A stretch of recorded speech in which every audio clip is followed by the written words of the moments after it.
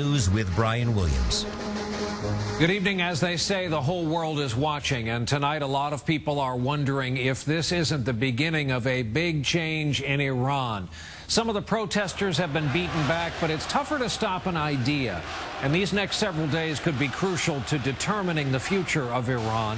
The top religious leader there says he's looking into the election results, but a lot of people aren't willing to wait for that. They've decided the election was a sham and the current regime has to go. But that same regime displayed its very firm grip on power today. We have it all covered for you here tonight. We're going to begin in Tehran with Bill Neely of our British television partners ITN.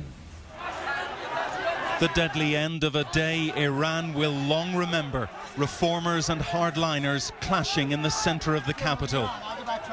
Opposition protesters attack a building manned by a militia loyal to President Ahmadinejad. The militia fires shots into the air.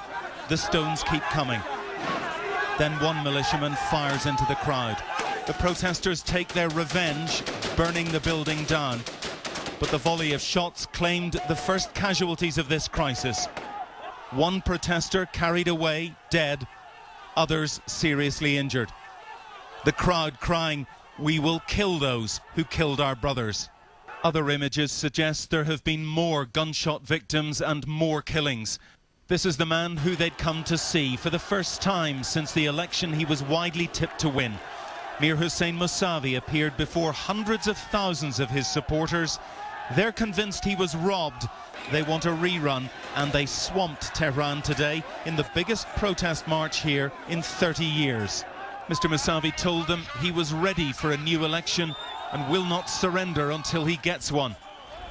The protesters carried signs comparing President Ahmadinejad with a dictator.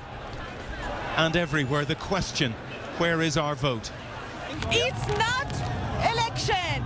It's lie election. It was a fraud election. These protesters are taking a defiant but very dangerous stand. This demonstration has been branded not only illegal or criminal, but treacherous against the system, and the police have been authorized to use live fire. This is a high-stakes showdown. Thousands of riot police were out, batons at the ready. They've broken up just about every protest demonstration so far. As they marched, Iran's supreme leader, Ayatollah Khamenei, announced an investigation into the election. The results will be known in 10 days. Demonstrators say they'll keep marching. Officially, Mr. Ahmadinejad won 2 out of every 3 votes cast. But no detailed breakdown has been published. He apparently won by a landslide, even in his rival's home city and home province. It's a big lie. It's a big lie. It's now a trial of strength. Protesters shouting death to the dictator against well-armed riot police with clear orders now to crush dissent. The stakes are high because this is a direct challenge, not just to a disputed election and a president, but to the whole regime. Bill Neely for NBC News in Tehran. You might have seen our chief foreign correspondent Richard Engel in Iran as recently as Saturday night this past weekend, but he is here with us now because Iran refused to renew his visa. Otherwise, of course, he'd still be there with us in our New York studios. Richard, first off, the president was talking about this late today. He said it's up to the Iranians to determine their own leaders. Very basic question, was this election fixed? A lot of people thought so very quickly because of the timing.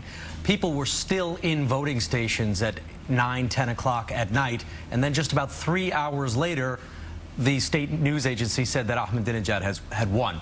All of these ballots, about 35 to 40 million ballots, were pieces of paper. It was not computerized at all, so it seemed very suspicious that all of these ballots had suddenly been counted in such a short amount of time. Because of a crackdown on Western journalists, you're sitting here and not there. We've all been on the web all day trying to get our information. Is this the first true internet uprising?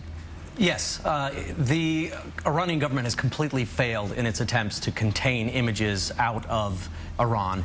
The Iranian government has cut off international cell phones, has detained many reporters, but now a lot of people are using Twitter and other Facebook and other online sites to circulate images. That video right there showing the militiamen firing into a crowd was exchanged hundreds of thousands of times today. And the images that Iranians are sharing with themselves describe a revolution. They are telling activists which corners they can go to, which hospitals are safe, which cars they can use, and they are using it to organize. Richard Engel here with us in New York. We'll keep covering this story in Tehran by any means necessary. Richard, thanks.